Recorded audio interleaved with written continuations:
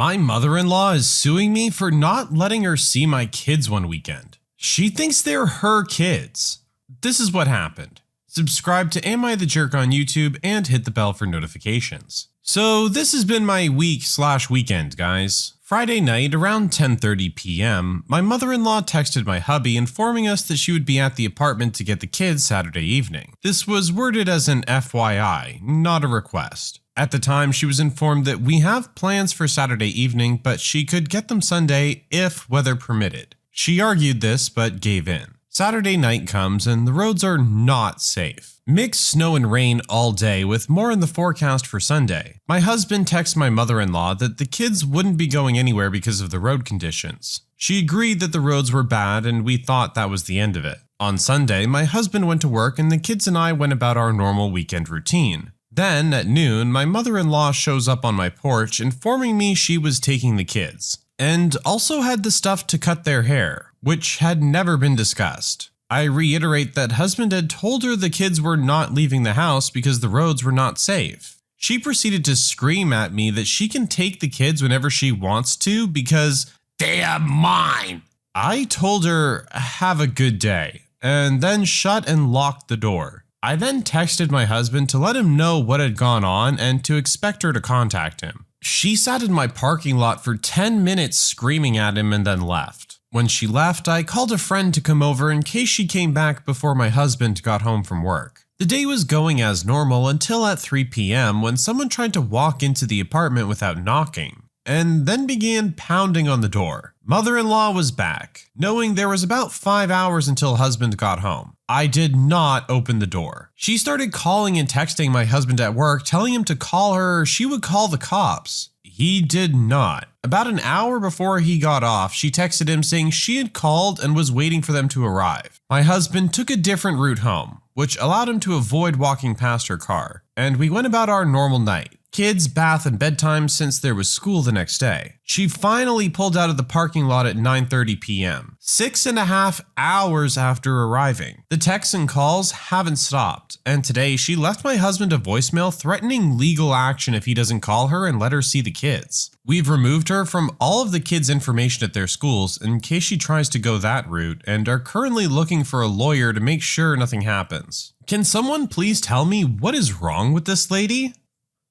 I really wish I could help you out there, original poster. Definitely something is wrong with this woman. I don't know if she's delusional or what, but this sounds like it could be a potentially dangerous situation for the kids. I feel like they definitely made the right call in having her removed from all the kids' information and such. She seems to be a little off her rocker, at least at the moment. I wonder if this is something that she's been dealing with for a long time, or has this come out of the blue? Either way, mom and the kids are safe, so that's all that matters.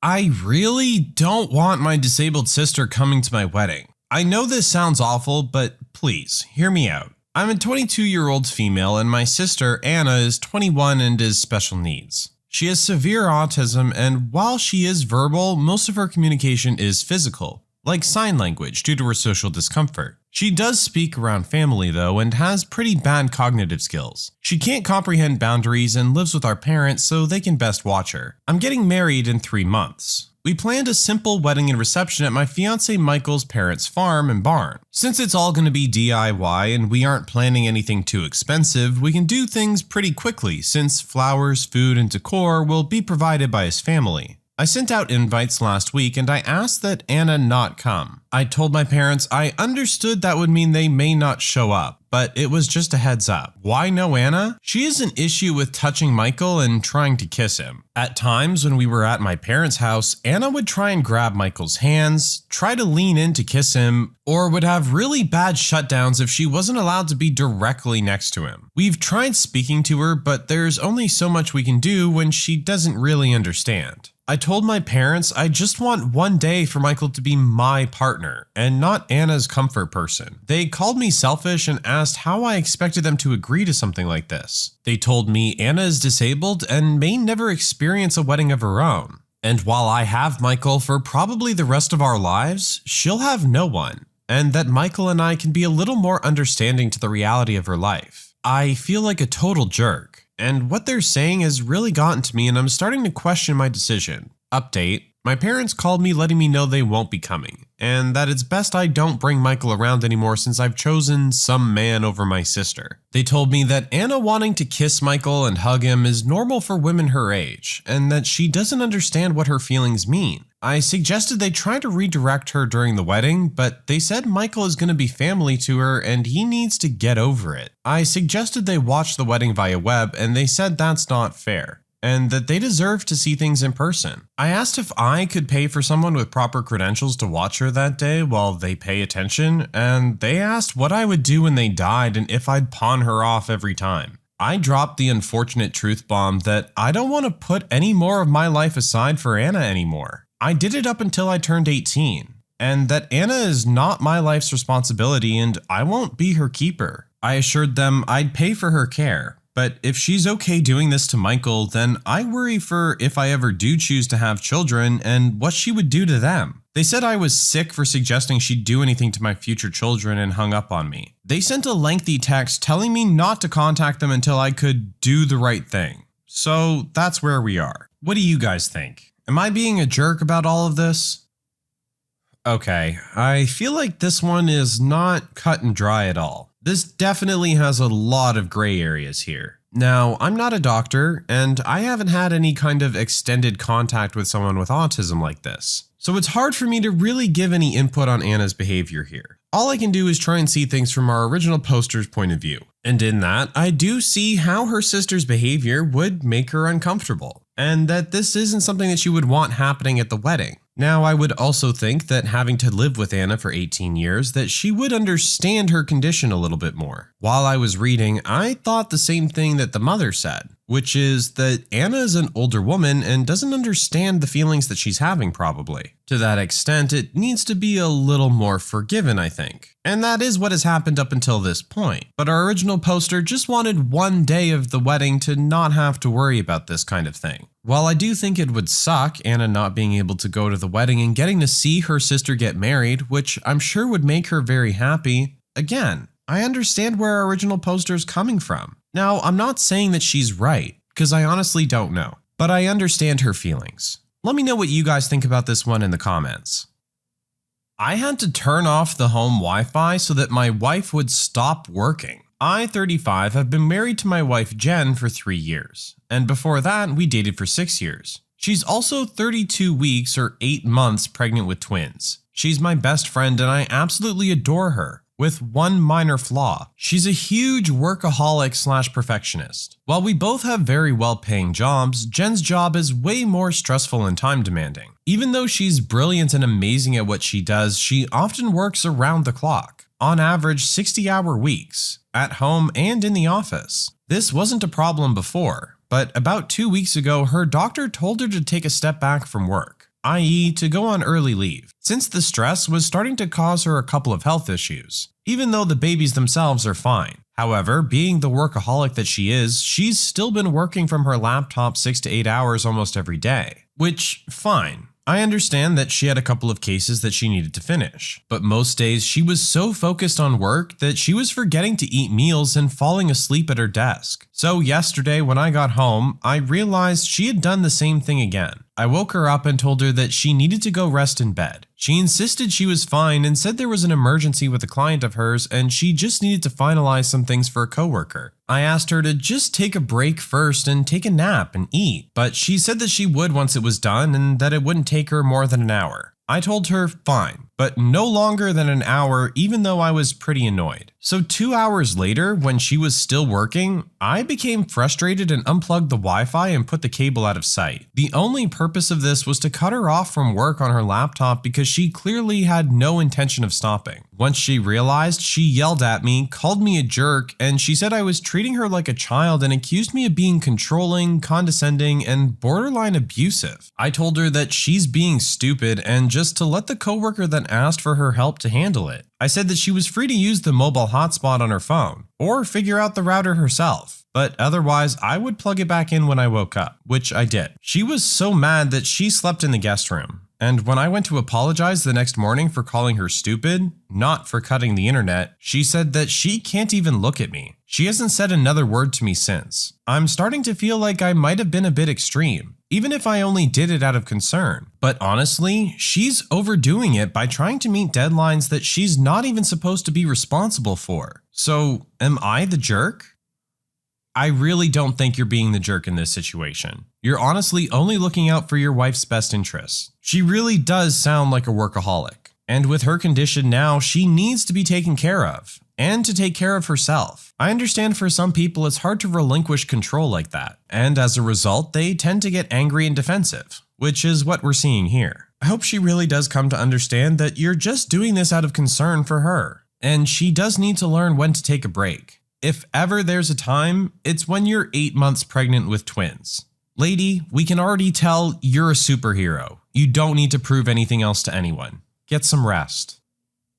I announced to my sexist stepfather that I will not be sharing my college funds with my stepbrother. I, 18-year-old female, found out a couple months ago that I got into my dream school early, that happens to be an Ivy League school. I was overjoyed, and my parents were happy for me too. We're not too well off, but my grandma saved up money for her only granddaughter, me, to have a college fund, which is more than enough to fund my tuition. Now, I have a stepbrother, Damon, 19-year-old male. He took a gap year, not really, and he's going to college too, but he's going to a college less costly than mine. Honestly, he's only going to attend college because of his dad's incessant nagging. So recently, my parents, moreover my stepdad, is bugging me about sharing my college funds with Damon. I don't want to, or else I'll have debt after graduation and it will shatter all my financial planning after college. Last night at dinner was my breaking point when stepdad asked again. I said no, then he said to my mom, "Well, anyway, she's a girl. Why waste that much money on her college?" I completely lost it. I yelled out, "You know what? I've had enough. First of all, it's not even your money to decide what to do with. It's the money my grandma left for my college tuition. Besides, my gender doesn't define my intelligence. I got into an Ivy League school, didn't I?" Then Damon says with a grin that I need to accept that he's smarter. Now, here's where I may have been the jerk. I said, at least I have plans and ambitions unlike Damon, who told everyone he was taking a gap year when he actually failed, which was true. Stepdad and Damon stormed off and my mom called me a jerk. But what do you guys think?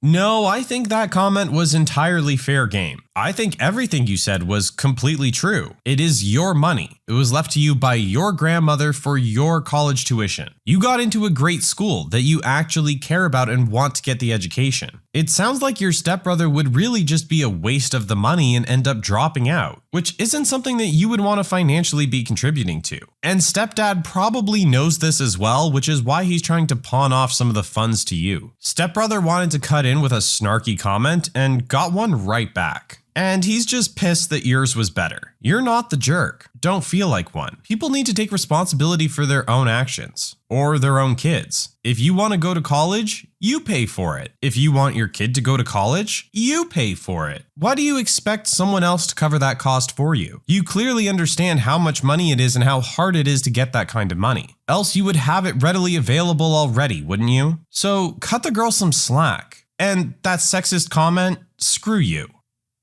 I refuse to pay for a pair of shoes my son supposedly destroyed. For some general context, I, 37-year-old female, am a divorced mother of 2 and I have custody of my kids for the majority of the year, due to the fact that their father, 38-year-old male, travels for work. But when he's in town, it's not uncommon for him to want to spend the week with them. My kids were at their father's for the week last week, and when they came home, my son, 17-year-old male, brought me a receipt for a pair of $700 shoes that he needed to pay for. Obviously, I was confused, and so my son explained that while at school, he accidentally stepped on a kid's shoes. My kid's shoes were muddy from being outside, and apparently the mud caused so much damage to these expensive shoes that they needed to be replaced. I called my ex to get some further clarification, and he told me that it was our job as parents to set a good example to our kids. and show that we fix things when we make mistakes. Which is why he told this kid's mom that I would pay for a new pair of shoes. His reasoning for this was that I received child support from him and that I should have enough money to replace these shoes. I ended up calling the mother of this kid to try and talk to her to explain that I had not agreed to pay for these shoes, which caused her to get very upset with me over the phone because my ex had told her that we would cover the shoes and that it was our right to pay for these shoes. At this point, I was pretty frustrated and told her that if her son was so worried about his shoes, he shouldn't wear them to school. I told her that this was all just a mistake that happened, but that I wouldn't be paying for a new set of shoes. Since then, the mother has told me that she would seek legal counsel if I didn't pay, but I've decided to stick to my guns on this. So what do you guys think? Am I being the jerk here?